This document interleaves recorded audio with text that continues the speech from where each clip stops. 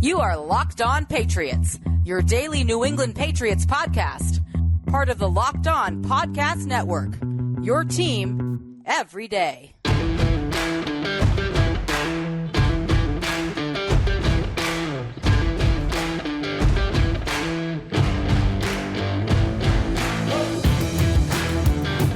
Hello to all of you Foxborough faithful. Thank you once again for making Locked On Patriots your first listen every day. Remember, Locked On Patriots is available wherever you get your podcasts, so make sure to download, subscribe, follow, so you get the latest episode as soon as it's available.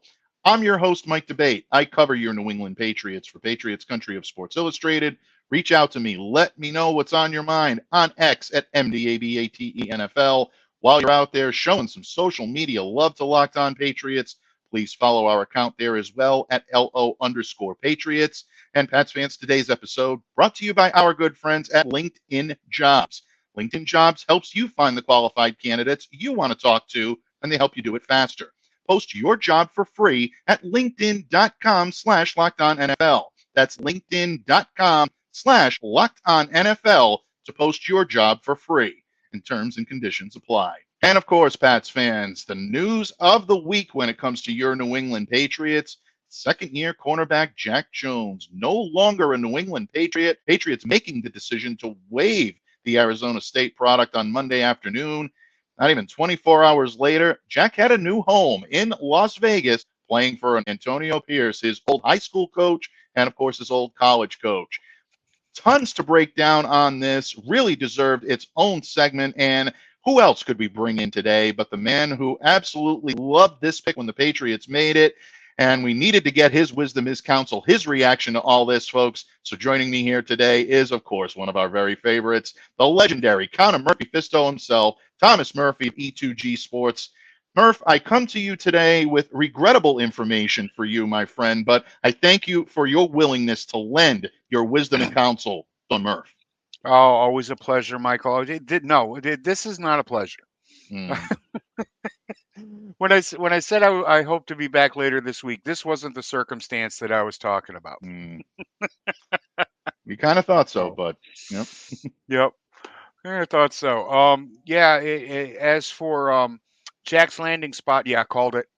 You know, I said when it was announced he'd be a Raider within a week, and for obvious reasons, you know, not just talent based reasons, but you know, for the connection that was there, and I'm not happy. I'm not thrilled, and I'm not thrilled with everybody involved here, and that starts with Jack Jones. Yeah, I think in a lot of ways, there's a whole lot of mea culpa to go around when it comes to why this relationship soured and deteriorated, folks. Look, bottom line, I don't think there's anyone out there that can question Jack Jones' potential and his talent on a football field. This kid has all the intangibles, all the ability to be a top-level cornerback in this league. He's a ball-hawking corner, someone that can definitely get after the ball, has a nose for routes. Anytime you need him to do something on the football field, if he's engaged, you should be able to get it done. But the timing of this move, Murph, came as a little bit of a surprise without a doubt. I mean, the Patriots just getting back from Germany, 10-6 loss to the Indianapolis Colts, still ringing in their ears without question. You know, it also eliminated Jack from being, you know, potentially traded at the trade deadline a couple of weeks ago, you know, for compensation. The Patriots essentially let him walk for nothing, and now he ends up in Las Vegas, which I think is a very good fit for him. And we're going to get into what his fit logistically looks like with the silver and black. But, you know, we've mentioned this before, 4th-round draft pick, low risk, potentially very high reward at number 121 overall. Patriots fans fell in love with that athletic, that high-octane style of play. Some people were concerned about him being a little undersized, 5'11", 175 pounds, but he became an aggressive presence on that perimeter, made you forget all about that. We all know about the pick 6 of Aaron Rodgers last year in Green Bay. There were a lot of reasons to believe this kid was a potential draft steal, and it all kind of went south from that point.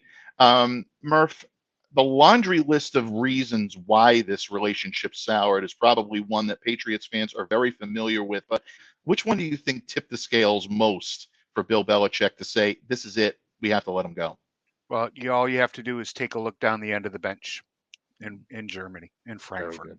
Yep. Okay, he sat there and instead of this has been an ongoing issue with Jack, and I think it probably has been a part of his life, his entire life is making himself more important than a team, or for lack of a better word, segregating himself from the team.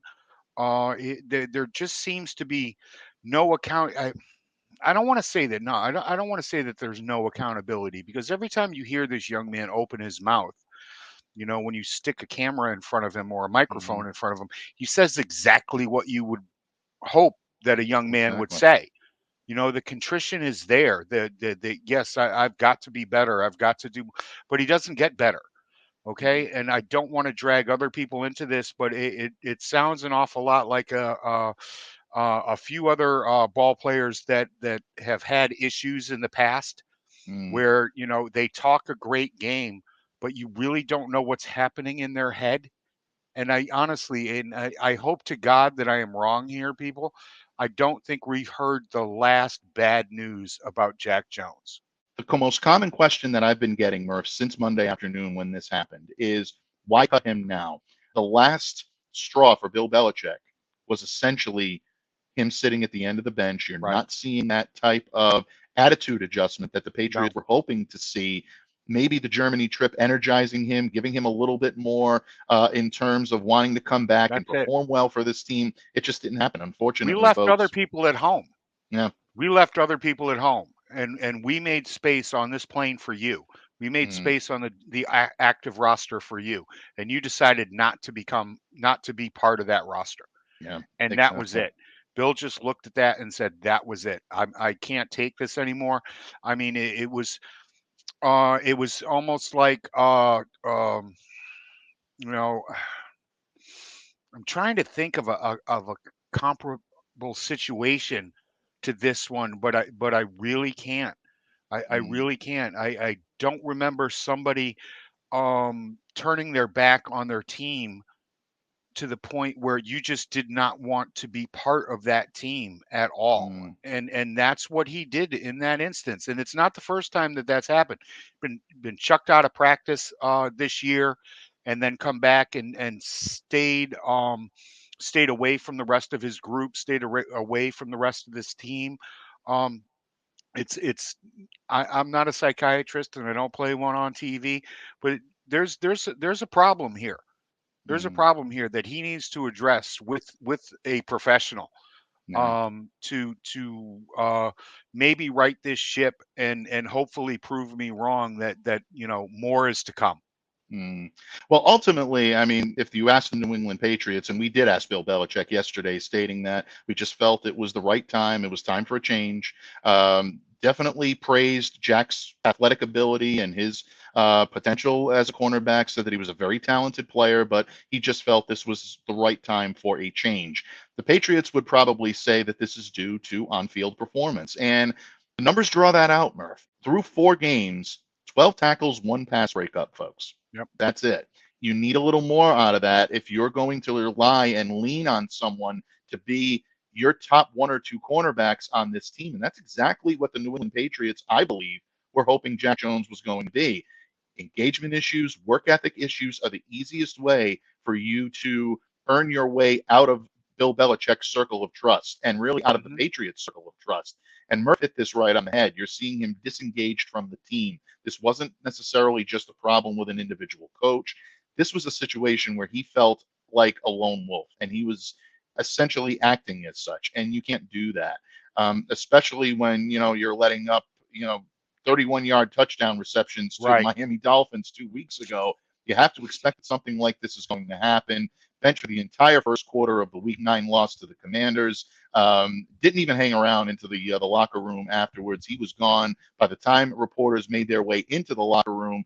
Jack was already in his car making a Instagram video and singing along, and essentially just letting people know that I'm checked out and this is not going to work here anymore.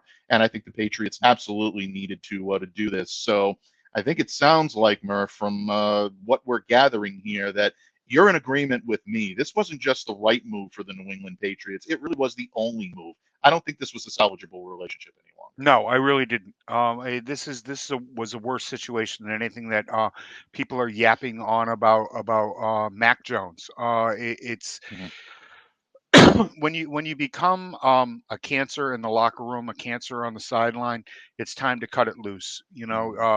Bill tried to medicate it away. He tried to go through he gave this kid every opportunity.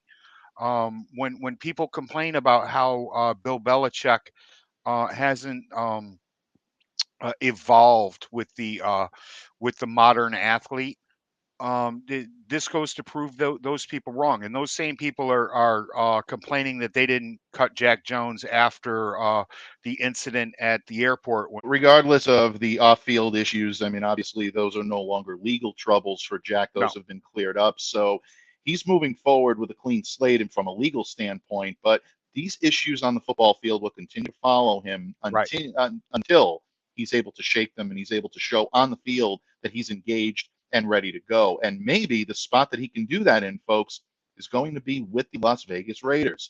Will he be able to channel some of that rookie magic we saw last year in New England? Murph and I are going to discuss that point in just a moment when this episode of the Locked On Patriots podcast continues, a proud part of the Locked On Podcast Network, your team every day.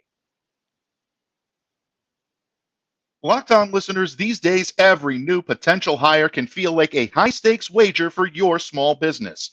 You want to be 100% certain that you have access to the best qualified candidates available, and that's why you have to check out LinkedIn Jobs.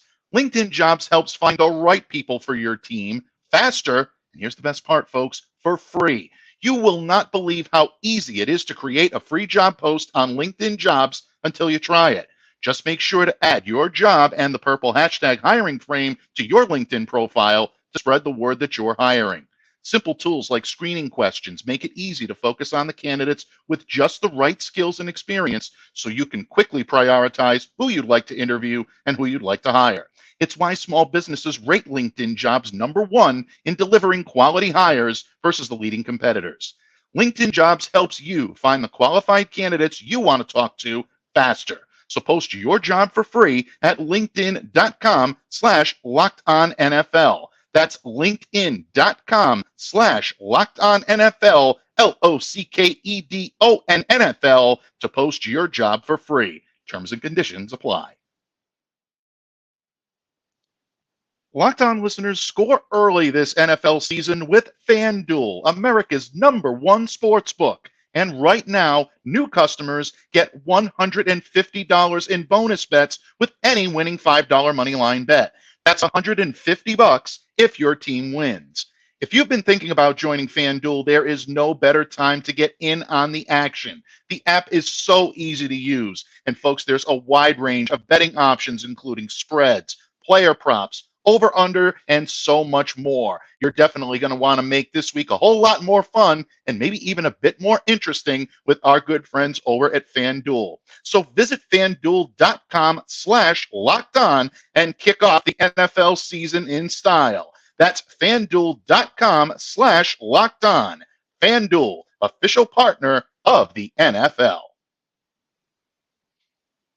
Patriots fans, thank you once again for making Locked On Patriots a daily part of your New England Patriots coverage and, of course, your first listen each and every day. And, Murph, we've been talking a lot about Jack Jones and the fact that he is no longer a New England Patriot and your feelings on that, because I know you had a lot of high hopes for this kid. I'll be very honest with you. I had him as well. I think a lot of Patriots fans believe that this kid was really going to be that type of either complementary piece to Christian Gonzalez or maybe even their best ball hawking corner on the roster, because Christian's game is much more predicated to being a lockdown corner as opposed to a ball hawking corner. Jack has a nose for the football. He'll go find it.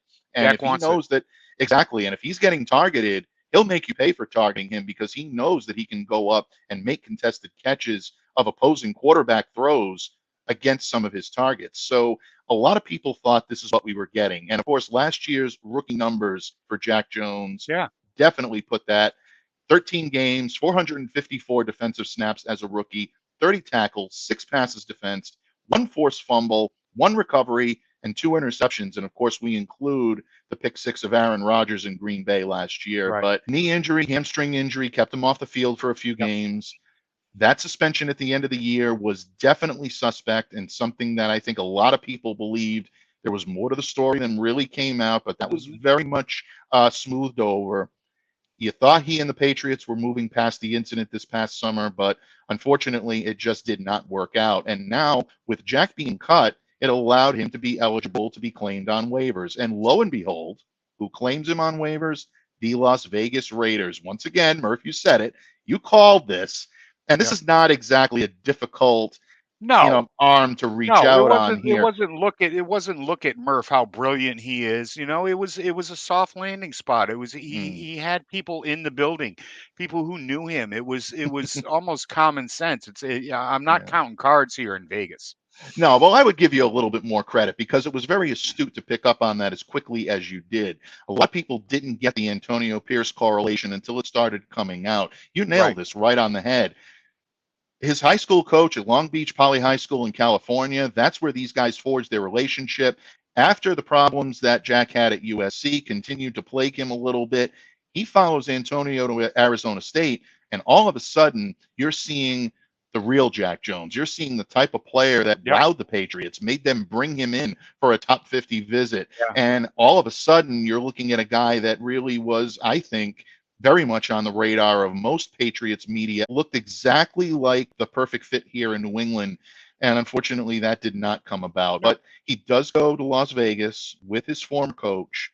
I don't think there should be issues here with engagement. But Murph, is this the best place for Jack Jones to be able to move forward? If he fails here, is this a situation where he could be looking at a difficult time even finding a job from here on in? If it doesn't work out here, it's Canada or USFL or your XFL, something of that nature.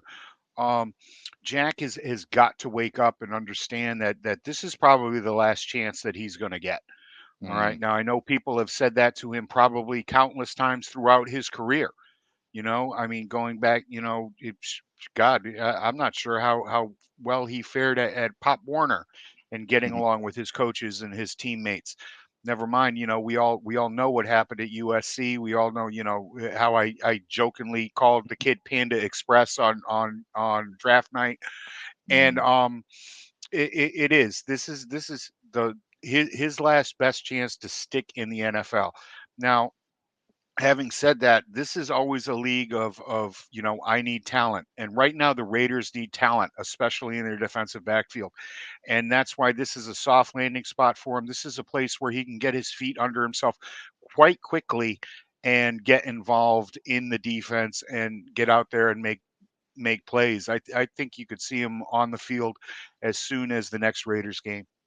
Yeah, I think that's definitely a possibility. And again, for the reasons that you've mentioned, it's a high octane style of play. It's a very aggressive style of play. When you're looking at a team like the Las Vegas Raiders right now that are searching for identity, searching for ways to not just be relevant, but right now, I mean, they're knocking on the door of the playoff hunt. And I can't believe that we're talking about that with the Raiders, but sometimes a change in direction, sometimes a change in head coach is exactly what a team needs to move forward. And I think you're definitely seeing that. Obviously, that team needed to rid itself from Josh McDaniels for whatever reasons, whether we agree with them here in New England or not. I know that Las Vegas had their valid reasons for doing so, and they did it. Jack coming into this environment is really, I think, a great opportunity for him, not just because of his synergy and his kinship with a guy like Antonio Pierce, but the type of attitude that team is exuding right now, which is you slept on us all season long. We're still here. We're in the hunt. We've got some talent on this team. Maybe we're not going to go out there and be a Super Bowl contender overnight, but we're going to make sure that if you're going to beat us, you're going to give everything possible in order to be able to do that. And look, they've got a mixture of some young guys and veterans in the defensive backfield. Nate Hobbs and Marcus Peters are going to be the Right. guy that they're going to try to compete with. I don't think Jack will get a starting role off the bat, but it would not shock me to see him be able to find his Right. way into the starting lineup sooner rather than later. That's the type of talent this kid has. There's no question on his talent. It really is. I don't know if he's going to be starting out there, but he is going to be part of the rotation and really quick. And he's going to be a valuable part of the rotation. And he's going to be one of those guys that people are sitting there, certain people are going to be sitting there saying, "Wow, I wish the Patriots had players like that." Yeah, I can almost hear Why can't the Patriots get players like that? I can almost see the tweets and hear the taglines coming from here. You know it's coming, and there will be those moments, folks, because Jack does have absolutely the talent to be able to do it. And now he's in an environment where he believes he can thrive. And you heard that, and you saw that regularly on the social media posts that he put out there. One with the prayers that showed that he was grateful to be a part of the Raiders. The other, which I thought was a nice touch for Jack, to put out a message to the fans of New England, thanking them for the support they provided for him. And once again, just telling people what they want to hear or what they expect to hear. Okay. I mean, I can go, there's a laundry list of players that have been in trouble throughout the course of the NFL that you just sit there and you scratch your head saying, when I listen to him, I don't understand how this kid gets into this kind of situation. You probably have a point there. The counterpoint that I'll make to that is he didn't have to. Nobody forced him to do it. I think in that case, he's leaving. He knows he's not coming back to New England. He's probably not worried about bridge burning, considering the amount of time he spent now since on social media debunking a lot of the reports, especially the one about him being late to curfew and not showing up at the hotels and things of that nature. Well, he's coming out and damage control there. But for him to put a message out to the fans, I thought was at least a good gesture, whether it was, regardless of the intention, it's not something that had to be done. When those things came out, and people were getting on Bill for for giving evasive answers and this, that, and the other thing, I made the point of, what do you want Bill to do? What do you want the team to do? Drag his name through the mud? Okay, that's not what good coaches do. Right. Okay, they don't point fingers and say, well, this is why. It goes back to, busting kids for smoking marijuana and giving them suspensions. Why would you drag the NFL? Why would they drag players' names through the mud for something so innocuous? And Bill's not going to do that. And not a single report came out from the team saying that, that is what happened. And for whatever reason, but people that you, I, and everybody in this town trust said that did happen. So, I mean, if he comes out and says this, no, that didn't happen, who's going to refute it? True. There's no refuting of it. Nobody on this coaching staff, nobody in the front office is going to say, no, he did. He missed it. He did. He missed it. He wasn't just late. He didn't show up. That's not going to happen. And I'm sorry. I'm really disappointed, Michael. I really am. Oh, you should be. It's a disappointing situation all around. Yeah, it does. It really does. I haven't been this disappointed in a very long time in a Patriots player, and we're talking about he who shall not be named. Yeah, absolutely. And, regardless of where you lie on the spectrum of Jack Jones being here or not being here, folks, or what you thought of him while he was here, his release leaves the Patriots with another area for criticism for those that don't like Bill Belichick and his draft status. Here we go. Here's another failed pick by Bill. Fourth rounder, folks. People calling this a failed draft now. Yeah, exactly. It is. And unfortunately, it feeds into the narrative.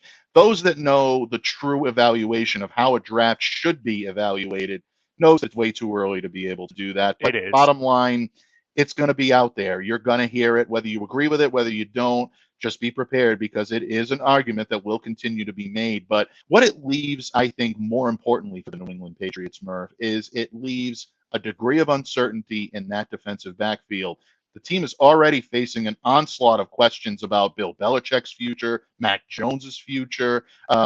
This is not something they needed at this point, to now be worried about who takes the step up in the secondary. And one of the guys I think they really need to take that second step up is someone who has his own engagement issues that he's dealing with right now. Folks, it's amazing what we're talking about here in New England, but it is the reality of being a Patriots fan and watching this team right now. Who is the next man up on the Foxborough bench? Murph and I discuss the next man up in the Patriots cornerback room when this episode of the Locked On Patriots podcast continues, a proud part of the Locked On Podcast Network, your team every day. Locked On listeners, football season is in full swing, and there is no better time to use PrizePicks, the largest independently owned daily fantasy sports platform in North America. In fact, they're the easiest and the most exciting way to play daily fantasy sports. It's just you against the numbers. Instead of battling thousands of other players, including all of those pros and sharks out there, you pick more than or less than on a 2 to 6 player stat projection and just watch the winnings roll in. PrizePicks is the most fun I've had, winning up to 25 times my money this football season, and you're going to as well. You just select 2 or more players, pick more or less on their projected stats, and place your entry. And listen up, you are going to love this. With PrizePicks reboot policy, your entries stay in play even if one of your players gets injured. And that's for NFL games and for college football top 25 matchups. If you have a player who exits the game in the first half and does not return in the second, that player is rebooted. PrizePicks is the only daily fantasy sports platform with injury insurance. And if you're a New England Patriots fan, you know all about the value of injury insurance. So don't delay, do it today. Go to prizepicks.com/LockedOnNFL and use the code LockedOnNFL for a first deposit match up to $100. That's a first deposit match up to $100 by going to prizepicks.com/LockedOnNFL and use the code LockedOnNFL. PrizePicks, daily fantasy sports made easy. Patriots fans, Locked On has launched the first ever national sports 24/7 streaming channel on YouTube. Locked On Sports Today is here for you 24 hours a day, 7 days a week, covering the top sports stories of the day with the local experts of Locked On, plus our national shows covering every league. Go to Locked On Sports Today on YouTube and subscribe to the first ever national sports 24/7 streaming channel. But here today, we're talking about former New England Patriots cornerback Jack Jones, now a member of the Las Vegas Raiders. And here today to help me break it all down has been a man who once again graced us with his presence and lending his wisdom and counsel on a subject that he's very passionate about, folks. Murph had a lot of high hopes for Jack here in New England. Our good friend, Thomas Murphy of E2G Sports. Murph, we've talked about the why. We've talked about the how. We've talked about the what. But we haven't yet discussed the who. And no, I don't mean Roger Daltrey and Pete Townshend, folks. I mean the who is going to step up and be the next man up in the Patriots cornerback room. Murph, the Patriots are already without Christian Gonzalez for the remainder of the year. They're without Marcus Jones for the remainder of the year. The Pats went out and traded for J.C. Jackson to help bring an alpha presence to this cornerback room. JC had his own engagement issues prior to the Germany trip. I am very happy to report that JC was on the practice field on Wednesday. He's reporting, seems to be in better spirits.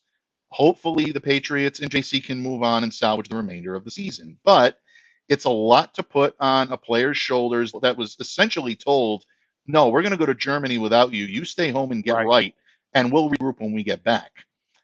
You also have Jonathan Jones, who is banged up. And you have Shaun Wade, who is still gaining his experience.